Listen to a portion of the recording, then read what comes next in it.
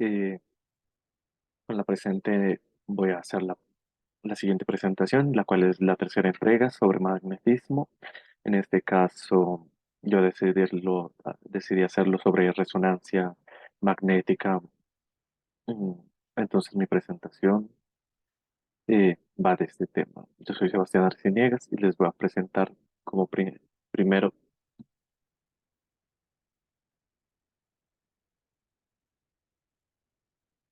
qué es la resonancia magnética.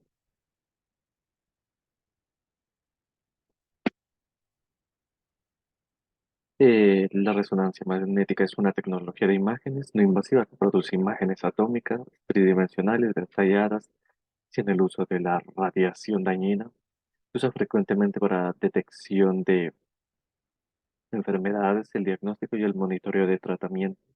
Se basa en una tecnología sofisticada que estimula y detecta el cambio en la dirección del eje de rotación de protones que se encuentra en el agua que se compone los tejidos vivos.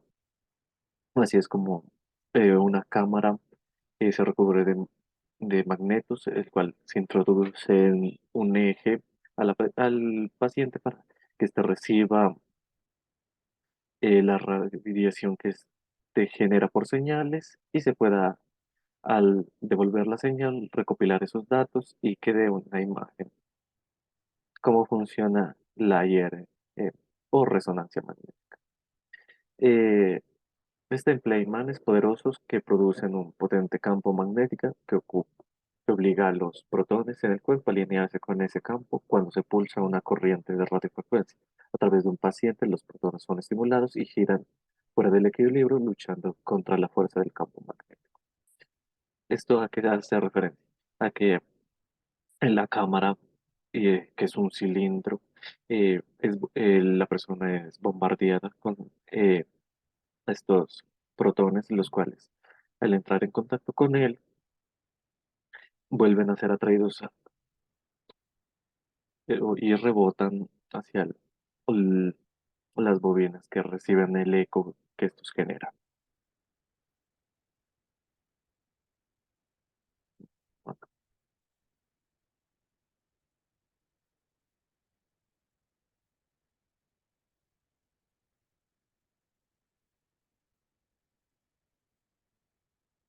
¿Cuál es el concepto de resonancia magnética? Es la absorción y liberación de energía que ocurre cuando los núcleos de los átomos o moléculas tienen movilidad situados en un campo magnético externo, como ya les explicaba, está rodeado de imanes, son expuestos a una energía de radiofrecuencia, pulsos de RF, lo cual son pulsos de radiofrecuencia para abreviar. La frecuencia a la cual absorben la energía es la llamada frecuencia de resonancia. Bloch y Purcell, los cuales son las personas que explicaron esto, reciben el premio Nobel por el fenómeno de radiofrecuencia magnética en sólidos y líquidos en el año de 1946. Y Peter Mansell y Paul Leiter en 1973.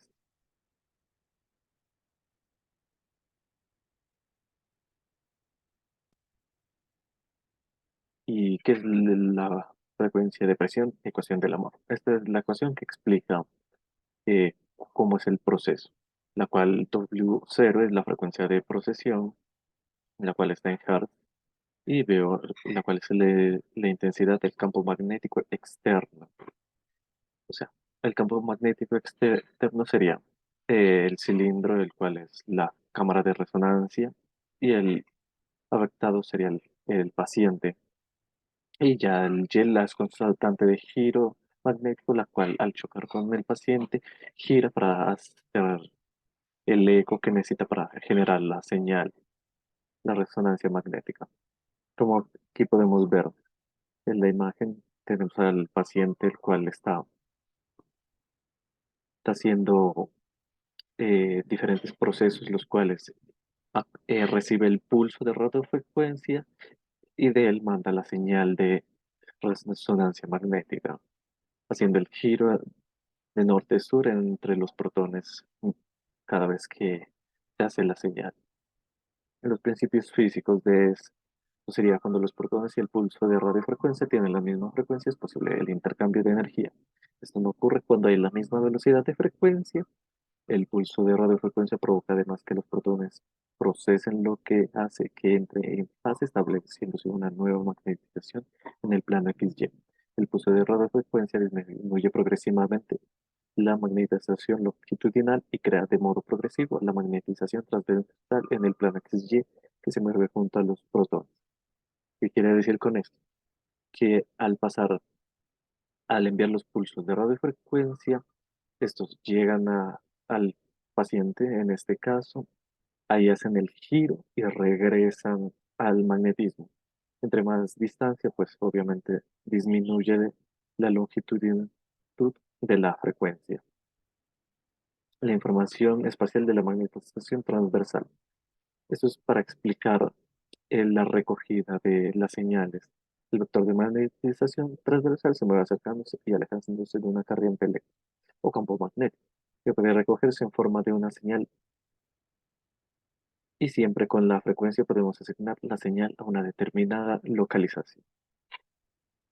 Esto ya sería como especificar eh, el pulso hacia dónde es enviado y cómo regresaría. La señal de resonancia magnética campana. Esto es la antena, es como un micrófono y el vector magnético suma tiene una campana en su extremo. Ello permite obtener una señal definida y de ahí termina la intensidad de la señal.